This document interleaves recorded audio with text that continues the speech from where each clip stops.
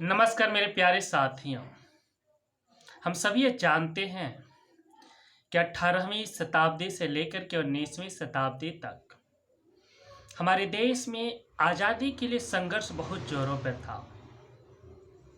उस संघर्षों के बावजूद भी हमारे देश के स्वतंत्रता सेनानियों और देश के नागरिकों ने देश और विदेश में शिक्षा प्राप्त किए और विश्व दर्शन के ज्ञान के बदौलत धार्मिक और सामाजिक सुधार भी बहुत तेजी से किए, जिसका जिसका परिणाम है कि देश के अंदर अनेक धार्मिक और सामाजिक संगठन जैसे कि ब्रह्म समाज, आर्य समाज, प्रार्थना समाज, थियोसॉफिकल सोसाइटी, रामकृष्ण मिशन इत्यादि अनेक धार्मिक संगठनों का निर्माण हुआ। इस संस्थाओं के द्वारा भेदभाव, छुआछूत, सामाजिक विषमता और कुरीतियों को दूर किया गया, जिसके परिणाम स्वरूप देश का संविधान जब आजादी मिलने के बाद जब निर्माण करने की बात आई, सबकी सहमति से डॉक्टर बी.आर. अम्बेडकर को संविधान सभा का अध्यक्ष बनाया गया। जैसा कि हम सभी जानते हैं कि जो हमारे अतीत का जो मनुस्मृति धार्मिक संविधान है, उसकी बदौलत समाज में बहुत ही सामाजिक विषमता और धार्मिक विषमता व्याप्त था,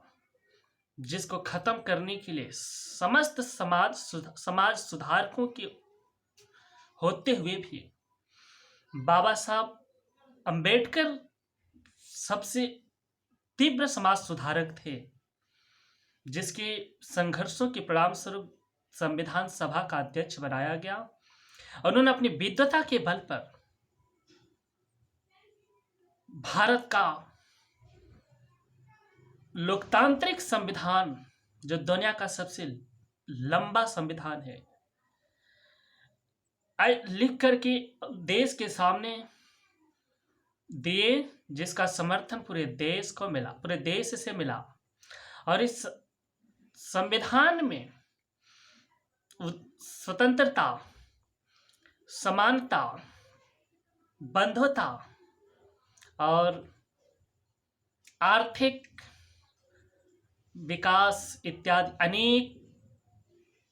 सामाजिक सुधार के मूल्यों को अंकित करते हुए एक अखंड भारत के स्वरूप का निर्माण किए। लेकिन आजादी के बाद संविधान विस्तृत और महत्वपूर्ण होने के बावजूद भी हमारे देश में सामाजिक के धार्मिक सुधार की प्रगति नहीं हुई, जिसके परिणाम स्वरूप एक लंबे समय के बाद वर्तमान में देश के अंदर एक ऐसी परिस्थितियां बनी है कि चाहे मुस्लिम धर्म हो चाहे हिंदू धर्म हो, सांप्रदायिकता के कट्टरपंथी उग्र रूप धारण करता जा रहा है, जिसका परिणाम किसी भी धार्मिक उत्सवों में या रोजमर्रा के दिनों में देखने को मिल रहा है। कई बार तो अनेक नरसंहार भी हो रहा है। हम सभी को यह पता है कि जब जब धार्मिक कट्टरपंथी बढ़ा है, तबाही की ज्वाला अपनी लपटों से दुनिया का विनाश किया है। वर्तमान में हमारे देश के नागरिक इसका दोष सरकारों को देते हैं। मैं मानता हूं कि सरकार की जिम्मेदारी महत्वपूर्ण होती है, लेकिन सिर्फ सरकार की जिम्मेदारी से ही समाज और राष्ट्र का सुधार, चाहे धार्मिक सुधार हो, सामाजिक सुधार हो, चाहे किसी प्रकार का सुधार हो, सामाजिक भागीदारी के द्वारा ही होता है। तो सरकार को दोषी न ठहराते हुए सरकार के साथ मिलजुल कर समाज को भी धार्मिक और सामाजिक सुधार की प्रगति में आगे आना होगा, ताकि जिस सपनों के साथ एक स्वतंत्र भारत का निर्माण हमारे महापुरुषों और नायकों ने और हमारे देश के नागरिकों, हमारे पूर्वजों ने मिलकर किया था, एक धर्मनिरपेक्ष, शांति और अमन का देश होगा,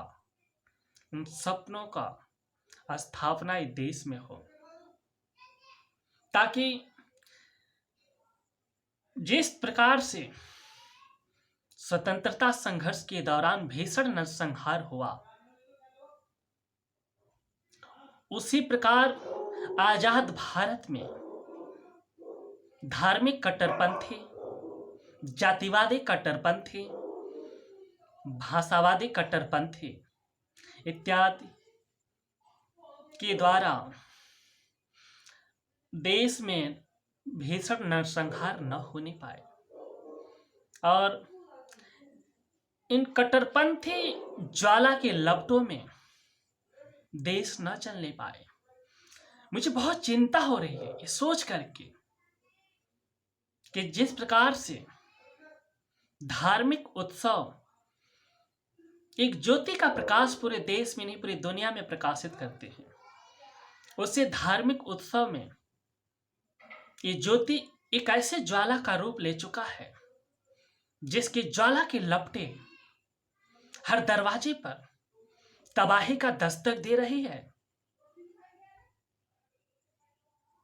तो मैं आप सभी से उम्मीद करता हूं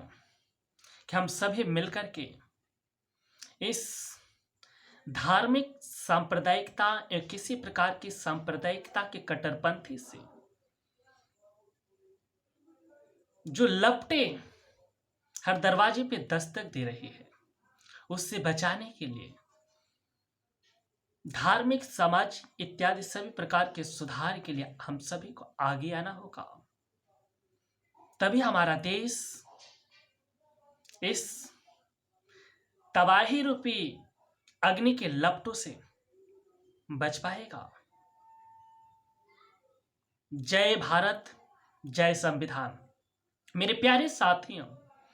मेरी वीडियो आप लोगों को अच्छी लगे तो अधिक से अधिक लाइक, शेयर और सब्सक्राइब करें।